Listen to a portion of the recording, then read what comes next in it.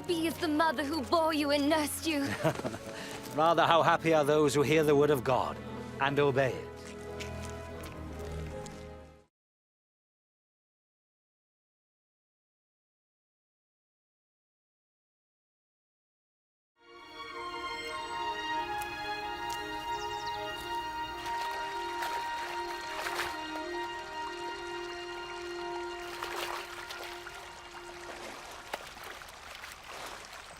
Teach us to pray, just as John taught his disciples.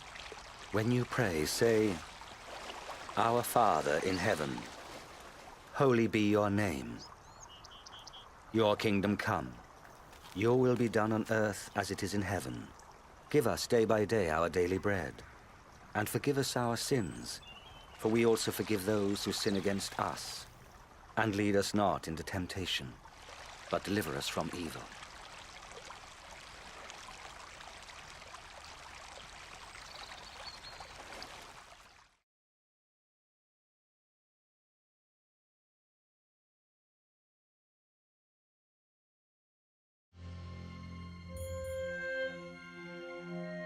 In the Holy Scriptures, God declared the Messiah would come to be the Savior of the world.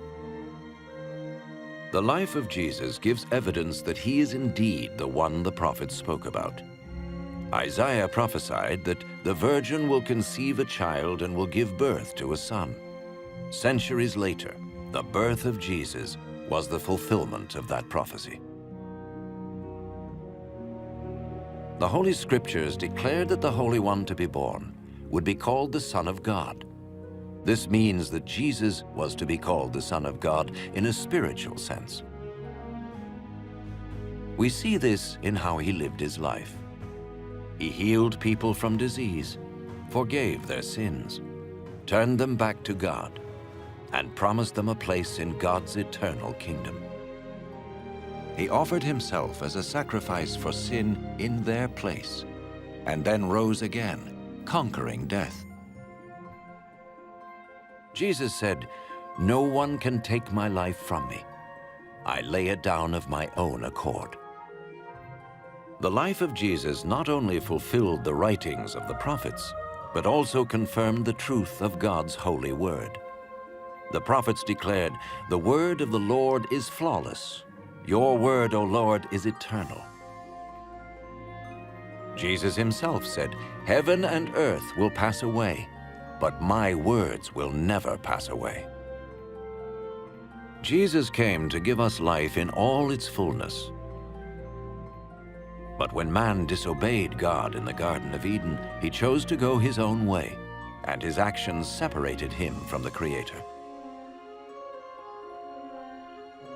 The Holy Scriptures declare that all have sinned, and the payment for sin is death. This means a spiritual death, eternal separation from God. But just as God provided a ram to die in place of Abraham's son, so he sent Jesus the Messiah to die in our place. His life, death, and resurrection restored the relationship between God and all those who put their trust in him. Now, those who follow Jesus not only have their sins forgiven, but are saved from God's eternal judgment. They are assured of paradise and will live with him forever. It is this life and freedom from the guilt and power of sin that Jesus offers each person today. This does not mean following a religion, but choosing to have faith in Jesus, who says, "I stand at the door and knock. If anyone hears my voice and opens the door, I will come into him." This means turning to God and trusting Jesus to come into our lives, to forgive our sins, and to make us what he wants us to be. It is not enough to intellectually agree with his claims, nor to have an emotional experience. We receive him by grace through faith, as an act of the will. When people are ready to become followers of Jesus the Messiah, they may speak to him in a simple prayer. Perhaps you are ready now to open your life to God. If so, you may join in the following prayer to him, silently, in your heart. Lord Jesus, I need you. Thank you for dying on the cross for my sins.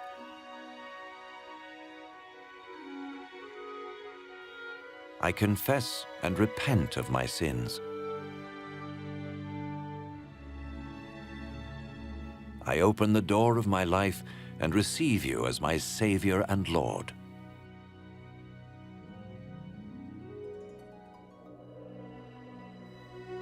Thank you for forgiving my sins and giving me eternal life.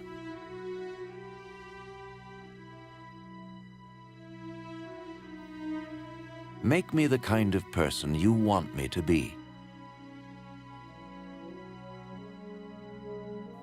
As I become one of your followers.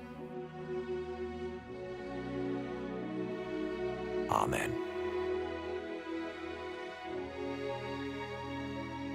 Jesus said about his followers, "My sheep recognize my voice. I know them, and they follow me." In order to experience the abundant life which Jesus promised, his followers talk to God each day in prayer and read or listen to his word. They tell others about him and meet regularly with those who love and follow him. Remember his wonderful promise. All power is given to me in heaven and in earth. Lo, I am with you always, even to the end of the world.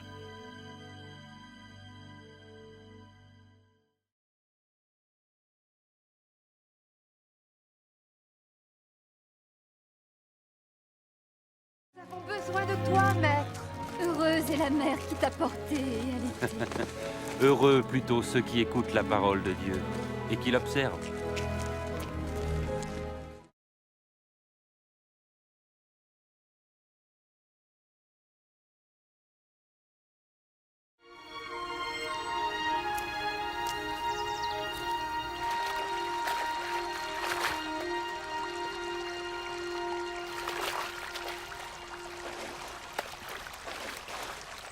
Apprends-nous à prier, comme Jean l'a appris à ses disciples. Quand vous priez, dites « Notre Père qui es aux cieux, que ton nom soit sanctifié, que ton règne vienne, que ta volonté soit faite sur la terre comme au ciel. Donne-nous chaque jour notre pain quotidien. Pardonne-nous nos offenses, comme nous pardonnons aussi à ceux qui nous ont offensés. Protège-nous contre la tentation et délivre-nous du mal. »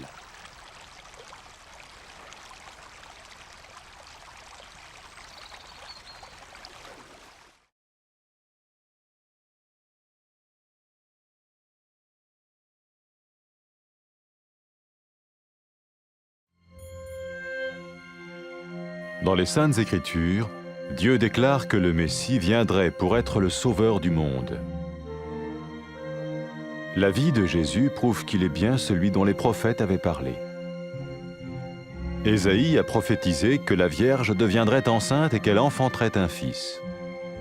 Des siècles plus tard, la naissance de Jésus accomplissait cette prophétie.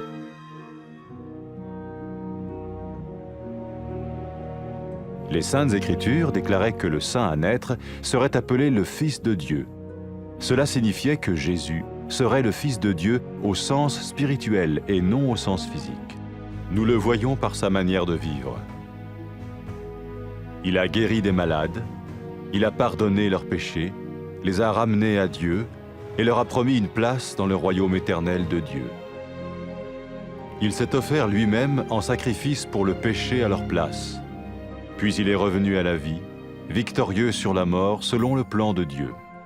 Jésus a dit « Personne ne me prend la vie, mais je la donne de ma propre volonté. » La vie de Jésus n'a pas seulement accompli les écrits des prophètes, mais elle a aussi confirmé la vérité de la sainte parole de Dieu. Les prophètes avaient écrit « Ta parole, ô mon Dieu, est parfaite, elle dure à toujours. » Jésus lui-même a dit « Le ciel et la terre disparaîtront, tandis que mes paroles ne disparaîtront jamais. » Jésus est venu pour nous donner la vie dans toute sa plénitude. Mais quand l'homme a désobéi à Dieu dans le jardin d'Éden, Il a choisi sa propre voie et ses actions l'ont séparé du Créateur.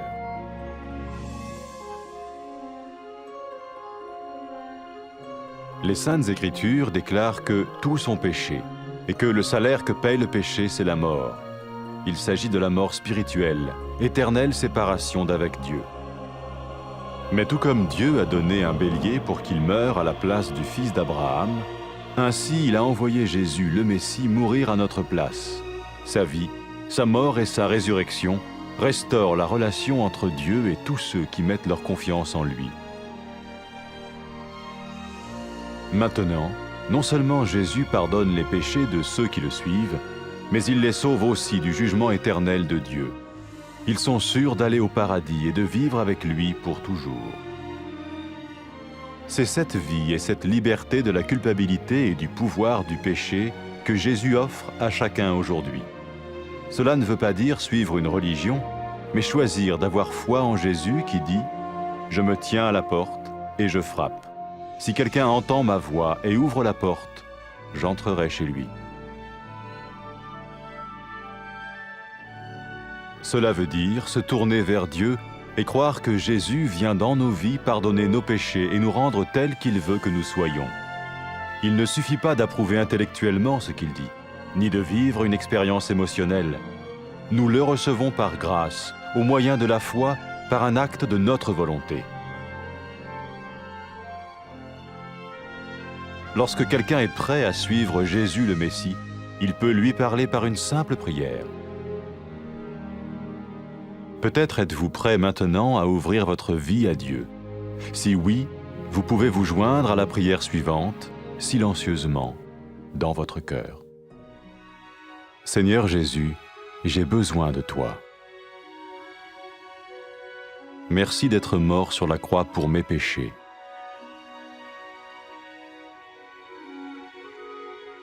Je confesse mes péchés et je m'en repens.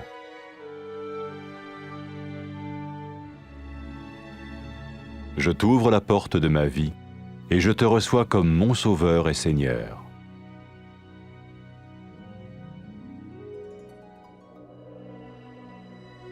Merci de me pardonner mes péchés et de me donner la vie éternelle.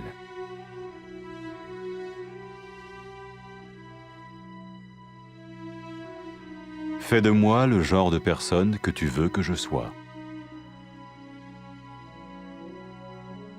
Maintenant que je deviens l'un de ceux qui te suivent. Amen.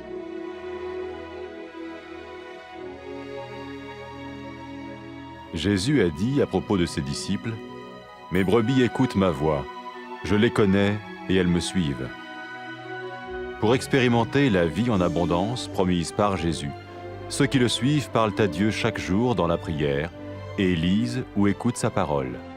Ils parlent de lui à d'autres personnes et rencontrent régulièrement ceux qui l'aiment et le suivent.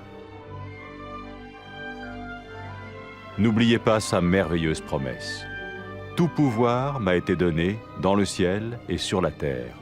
Et sachez-le, je vais être avec vous tous les jours jusqu'à la fin du monde. »